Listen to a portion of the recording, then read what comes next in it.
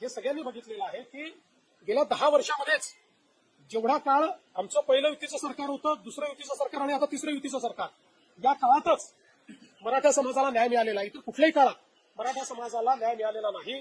आरक्षण देण्याचं कामही आम्ही केलं आहे, सारथीचं कामही आम्ही केलेलं आहे, अण्णासाहेब पाटील आर्थिक विकास महामंडळाचं कामही आम्हीच त्या ठिकाणी करून उद्योजक तयार केलेले आहेत आणि त्यासोबत पंजाबराव देशमुख निर्वाह भत्ता देखील आम्हीच सुरू केलेला आहे.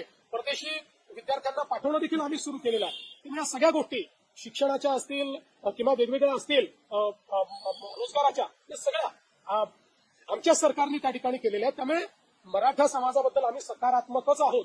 कुठल्याही प्रकारे मराठा समाजाच्या संदर्भात आमच्या मनात काही शंका नाहीये. या समाजाच्या पाठीशी आम्ही आहोत.